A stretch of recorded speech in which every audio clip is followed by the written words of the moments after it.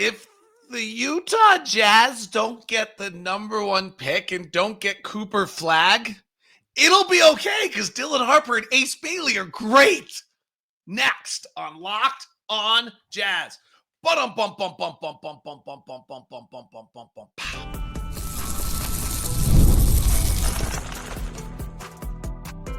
You are Locked On Jazz, your daily podcast on the Utah Jazz. Part of the Locked On Podcast Network, your team every day. How are you? I'm David Locke, radio voice of the Utah Jazz, Jazz NBA insider. This is Locked On Jazz, your daily podcast on the Utah Jazz, giving you insight, expertise, geeky numbers, and hopefully making it way better to be a Jazz fan each and every day. Thank you so much for making Locked On Jazz your first listen of the day. We are free and available on all podcasting apps and on YouTube. To the everydayers, you're the greatest. Thanks so much for making this show what it is and has become. Here's what we've got for you today. Late game watch. Oh my gosh, how did Cleveland lose that game? They had 5 different chances where they could have won that game. We'll break it down. Looking at some other interesting little notes on that one. I'm at the stage now where I am watching the draft prospects. So I'm taking some time to watch the draft prospects. Let me be perfectly clear. I will give a bunch of thoughts. I will give a bunch of opinions, but there are people in the media like Jonathan Giovoni at ESPN and Danny Chu and Kyle Mann at The Ringer and other people across the country who watch these guys all year long. Rafael Barlow, James Barlow, Leaf Tulane of Locked On NBA Big Board, who are far better than me at any of this. Here's what I do. Somewhat self-justifying and self-want because of limited time. I watch against other NBA prospects. So if there's a player in the top 30 preferably, but top 60 in the draft, who's going up against another player in the top 60 in the draft, I will watch that matchup. Those are the matchups that matter to me. I don't really care, no offense to CJ McCollum, what somebody did against Lehigh or Lafayette or Rick Majerus' old favorite Cardinal Stritch or Morgan State. I don't care. I want to watch Illinois Rutgers, which is what I just watched, because Illinois has 2 players who will be drafted in the top 10 that are guards, and Rutgers has Ace Bailey and Dylan Harper. I will watch Texas play Oklahoma to watch Jeremiah Fears against Trey Johnson. I will watch Baylor play Oklahoma because VJ Edgecombe will play Jeremiah Fears. And hopefully they'll match up every now and then. So that's the way I watch it. Sometimes I think that's actually good enough and that you can get really lured or confused or believe something when watching a player against an inferior opponent to believe how great they are. That's how I do it. Let me say this. I've watched 2 games now. I've already seen so much more talent in this year's draft than last year. Last year, the whole time, was finding little tiny pieces that might turn into something. The only things I saw all year that I thought were NBA skills were Ryan Dunn's defense last year, Reed Shepherd's shooting, and Zach Edey and Donovan Clingan's size. And Isaiah Collier's burst. Those were my 5. But they were little, but Reed Shepherd was too small and Ryan Dunn couldn't shoot and Isaiah Collier couldn't shoot. But they had these other little things. And the big guys couldn't move. It was a terrible draft. Probably going to go down as one of the worst drafts in NBA history. This is different. I can feel it already. Because Will Riley out of Illinois, who probably is going to be on the board at 21st, frankly, did more things that were impressive than anything I actually saw out of Cody Williams last year. And I liked Cody Williams by the time the draft came because you were trying to piece together things to make yourself believe that there was something there. But I saw more out of Will Riley in some ways, who's a 19-year-old youngster and had something to his game than I saw in almost most of the guys I watched last year. But let's get to the important thing of the day. I watched Dylan Harper and I watched Ace Bailey, and I love them both. And here's my strong take of the day. I might be the only one who believes this, but there is a part of me that would take Ace Bailey over Dylan Harper. Dylan Harper is outstanding and ready and mature and there, but I might just have to take 6'10 over 6'6. Ace Bailey at 6'10 with the potential he shows to me, if it all comes together, that's something really special.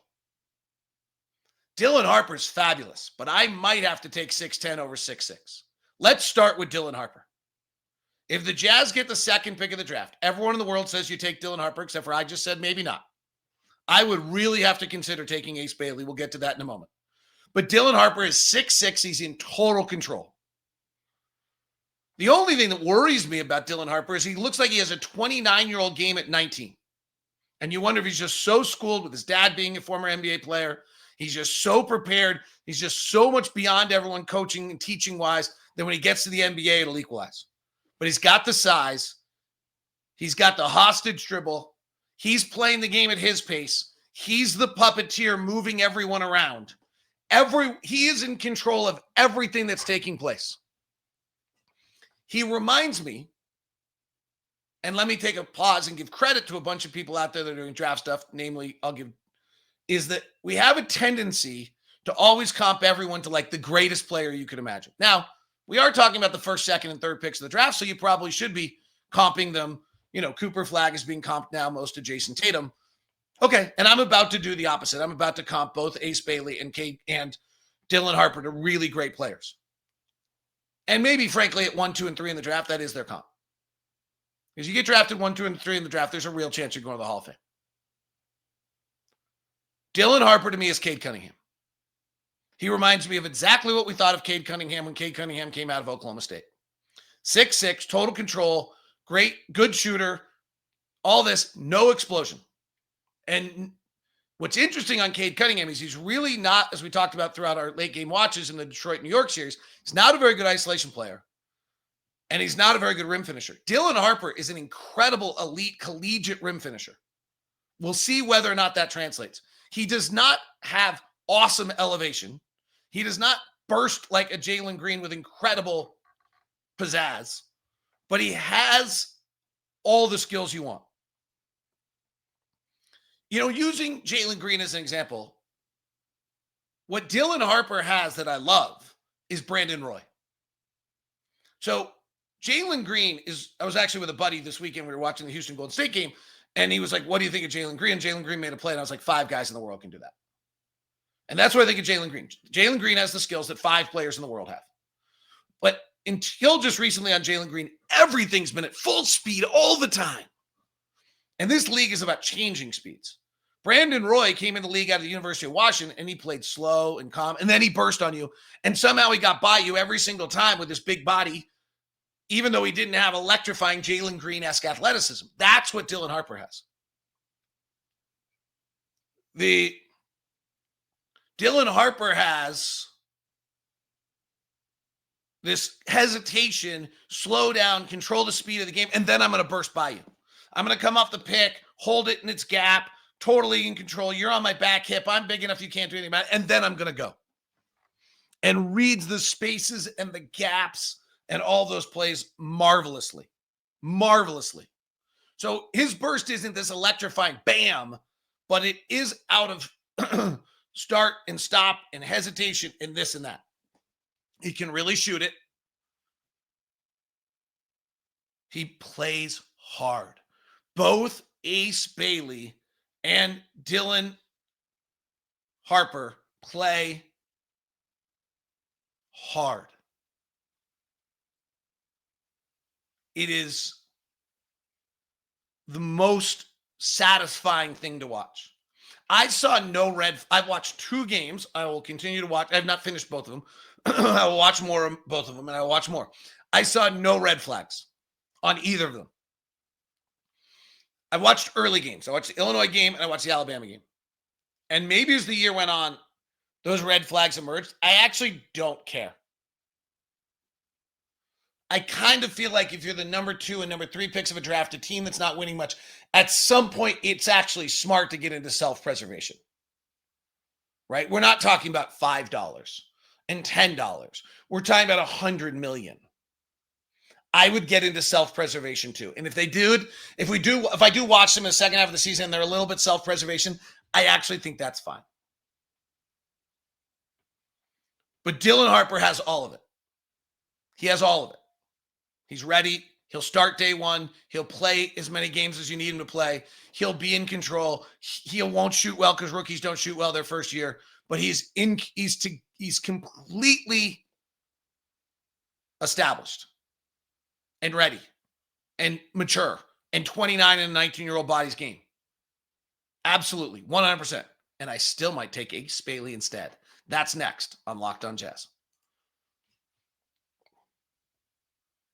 Today's show is brought to you by Intercap Lending. I just smile when I say that because when I say that, I envision you working with Steve Carter, who's our own personal loan officer at Intercap, and he's just truthfully the best. Absolutely the best. Steve is he's actually done 2 or 3 loans for us. He did one for our CFO of our COO of our company. He's just truly the best there is out there. And what Steve Carter brings is what makes Intercap different than everyone else is that their personal connection, that loan that we give you with the VIP service. And that's what makes it so great to have Steve Carter with us here on, excuse me, my voice. I'll tell you why in a second. On Locked On Jazz. Here's the best part about Steve and Intercap. They are shaking up home loans accessible by making more accessible, straightforward, and personal. They service 60% of their own loans, so they can underwrite you in 24 hours, whereas banks take 4 to 7 days. And then Steve Carter works with you hands-on, personable, interacting in a way that's unprecedented. That's why I smile whenever I tell you about Steve Carter. Email me at dlock09@gmail.com. That's dlock09@gmail.com. And let's get you hooked up with Steve Carter to get a loan done for you today. Today's show is also brought to you by Open Phone. If you're a small business owner, you want every call, and sometimes impossible. Sometimes your own phone has become the business phone. I know this. So if you're running a business, every missed call is money left on the table. Think about the last time you had an urgent need. Personally, as a consumer, whether it's a plumber or service provider, the first person didn't answer. Do you wait? Nope. You move on. And that's why you need Open Phone. Open Phone is the #1 business phone system built to streamline and scale your customer communications, all from an app on your phone or your computer. Open Phone lets you manage business calls, texts from any single app. The shared inbox feature is a game changer. Your team can jump into any conversation instantly without missing a beat. And their AI agent handles after-hour calls, answers common questions, and captures leads so you can never miss a customer. Open Phone is offering my listeners 20% off, offering you 20% off your first 6 months at openphone.com/lockedonnba. That's openphone.com/lockedonnba. And if you have an existing numbers with another service, Open Phone will port them over at no extra charge. Open Phone, no missed calls, no missed customers.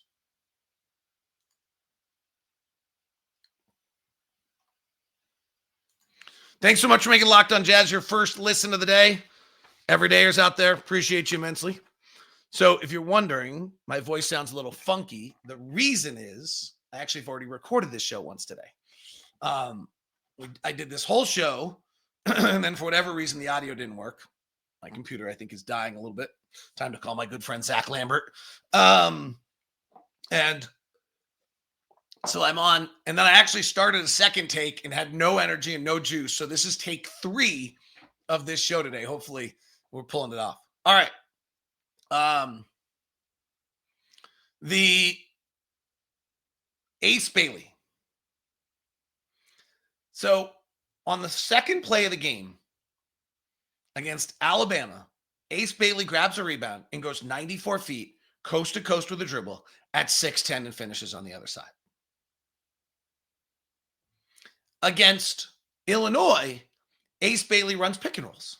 He's 6'10", running pick and rolls. He can shoot it pretty well. Not brilliant, not like world, but he's good. There's some discussion, rightfully so. He's a little Bambi-esque. He's a big, huge, tall, long baby deer giraffe that's body is probably not all put together yet at 6'10", 200 pounds and 19 years old, and he gets knocked off and his thing. And I think the Big Ten got into him pressure-wise, and he started turning the ball over and things like that as the year went on. You could kind of, that's what I've read and what you could see. Yeah, I'm not sure that bothers me. I mean, I think it's reasonable to be 19 years old, 6'10", 200 pounds, and be a baby giraffe and be a little Bambi, like Gumby, right? Like, yeah, his body seems to be going in every direction. And like, yeah, when he gets stronger and he builds some core and he goes through some real weight training.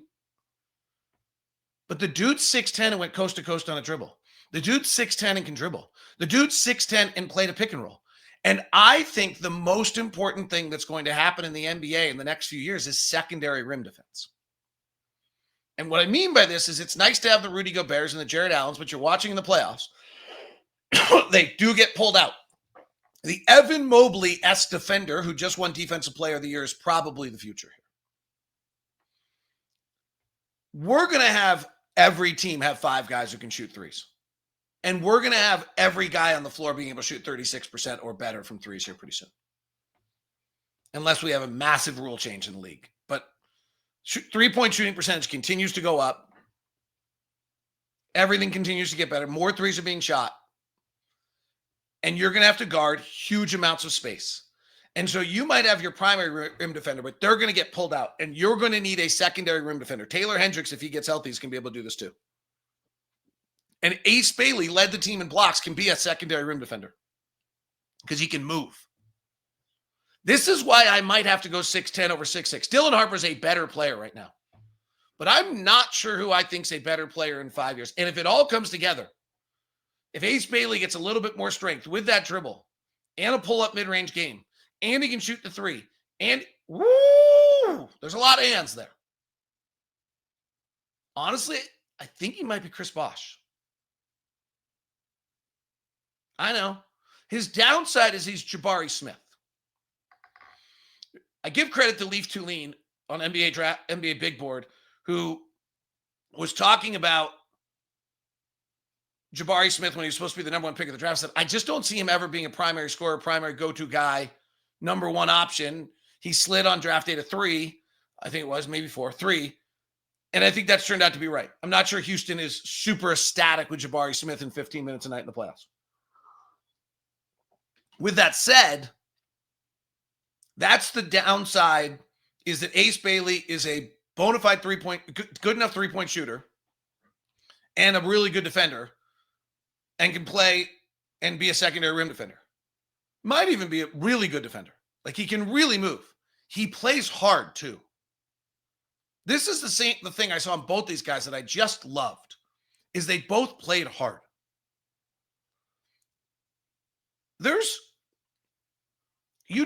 The plays that he made, the wow plays, you just don't see.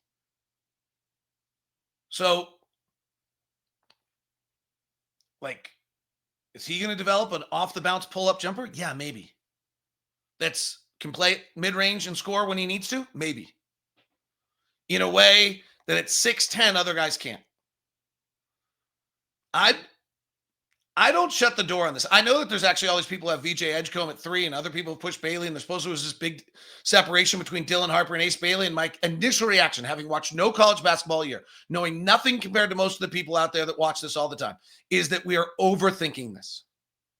When the year started, it was a question of Ace Bailey or Dylan Harper, and Ace Bailey was 2 and Dylan Harper was 3, and then Harper had this amazing college year, and Bailey slid, and I don't give a crap what they did in college. I want to know what they're going to do in the NBA. And I'm not convinced that Ace Bailey's not a better pick than Dylan Harper. All right, let me flip it for a second.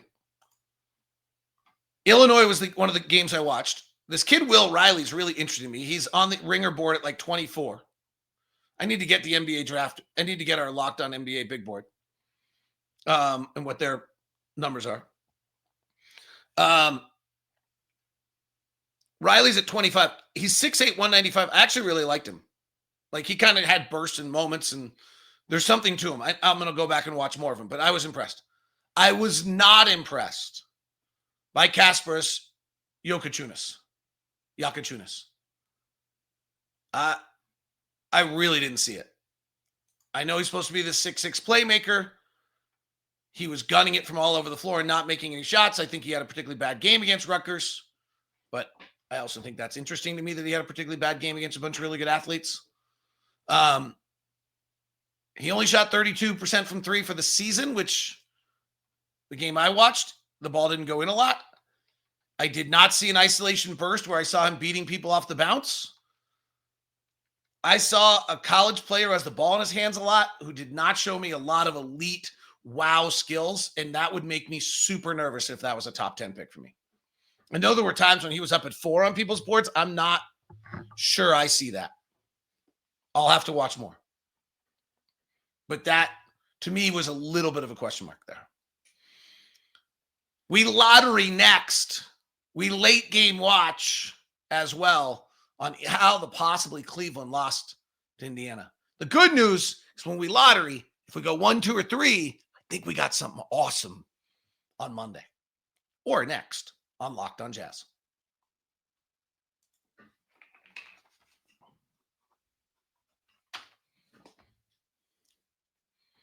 Thanks so much for tuning into Locked on Jazz today, making your first listen, hopefully getting through this with me on the take 3 of the program. I believe as the president of Locked On, I have all sorts of chat things going on while I'm doing a show.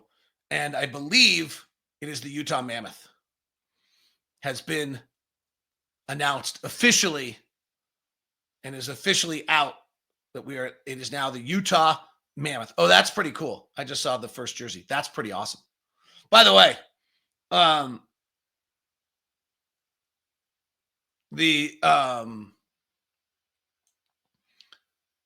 the hockey club had lottery luck, and I'm all into the hockey team, and I'm all for them doing great, and I'm rooting for them every day. And if they stole our lottery luck, I'm really pissed. That's not okay. Wow, that logo looks really cool. Those uniforms are awesome. The Mammoth is awesome. It's gonna be great. All right, let's do it. Let's do a little lottery. We didn't do it yesterday. Here we go. The way this works. Remember a few fun things on the lottery this year.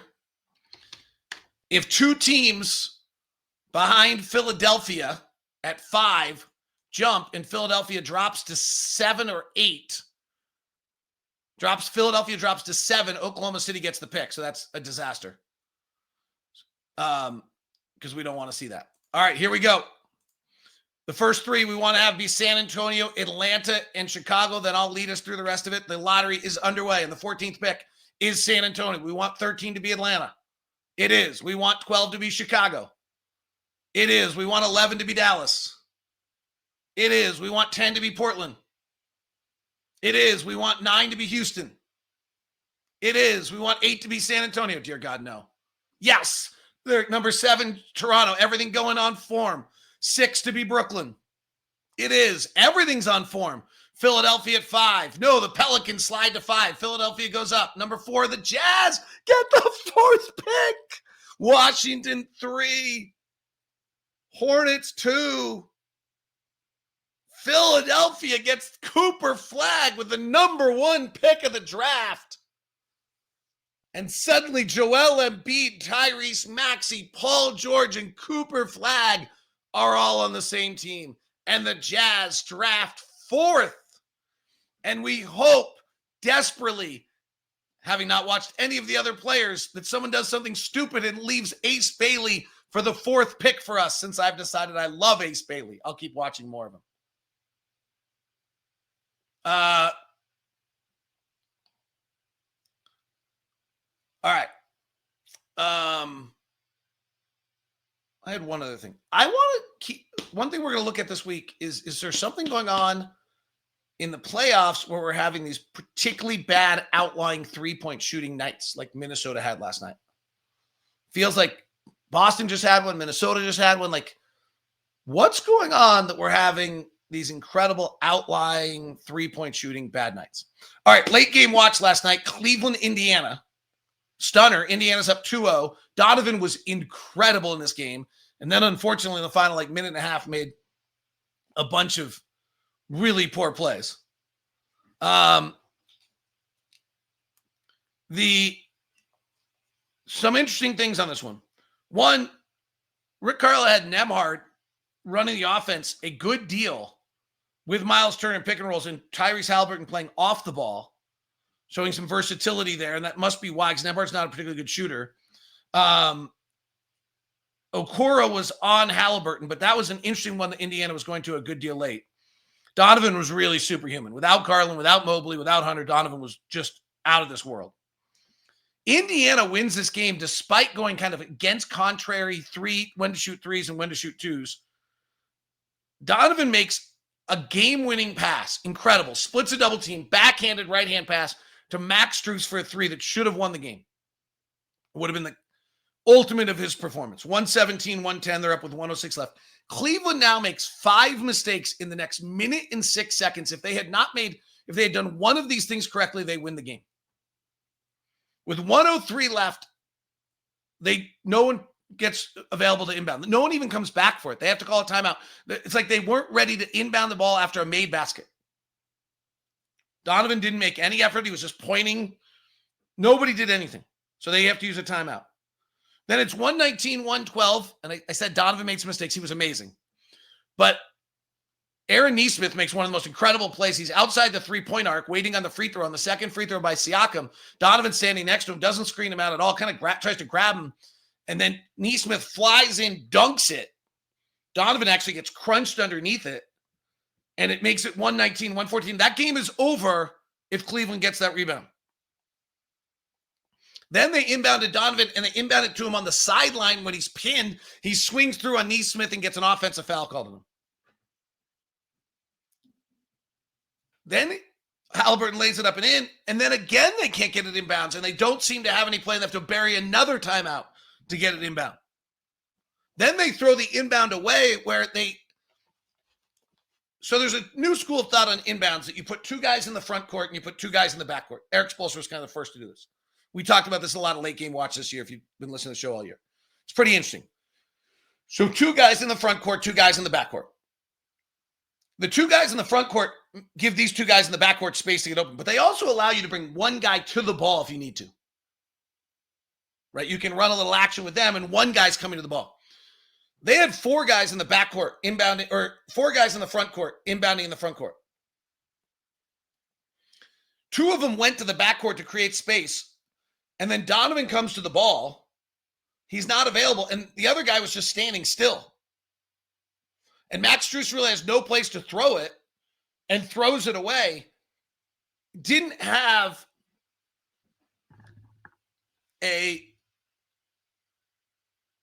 not have a good outlet, second option, anything. Strus just kind of lobs up there. And because they didn't inbound the ball on either of those other 2 times out of timeouts, they don't have another timeout to bury or to use to get out of it. So they really are screwed. This is just now compounding on them. So they threw it over. Then Halliburton gets fouled, and then Halliburton gets his own free throw miss, walks back out, hits the 3 to win it. So they inbound the ball the first time. If Donovan screens out, if Donovan's offensive foul doesn't happen, if they get it in the next time, if they grab the offensive rebound, if they don't throw 6 different things, if they do one of them right, they win that game. Few interesting notes on these 2 games as I like to look at these notes. On Indiana, Cleveland, shot quality of the 2 teams is the exact same in this game. Cleveland shot 28% from 3, 11 of 39. Another bad shooting 3-point game. The Indiana threw 308 passes. They are really moving it.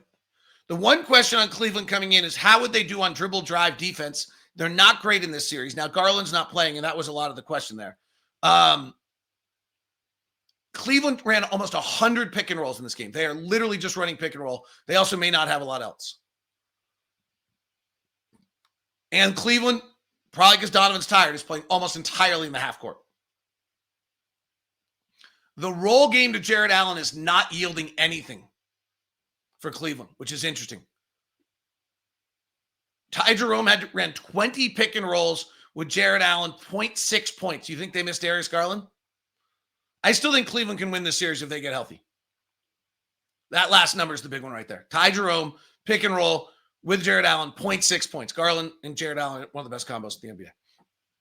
Minnesota goes 5 of 29 from 3. But the biggest one to me in this game is Minnesota only gets 29 threes and only gets 19 rim shots.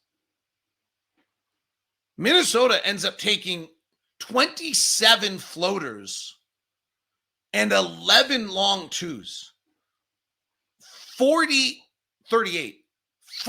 non-restricted area twos. That's their shot distribution got completely blown up by Golden State's defense. Golden State threw 358 passes in this game.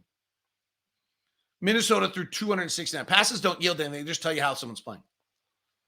The other one that's interesting is this. Without Steph Curry, Golden State's isolation game against Minnesota's defense, which is supposed to be so vaunted, was absolutely outstanding. They were 1.3 points per isolation. They had 0 pick and roll game, which they never do. Minnesota, on the other hand, had very little pick and roll game. Also, probably because of Draymond, their best pick and roll game was Mike Conley and Rudy Gobert, but that's not exactly where they want to go. So that will be interesting to see how that plays out. Without Steph Curry, I can't imagine Golden State can win that series. First time ever in NBA history that all 4 road teams won the first games of the conference finals. Maybe the best 2-game day sequence in NBA history of quality of finishes in games and drama. Really incredible.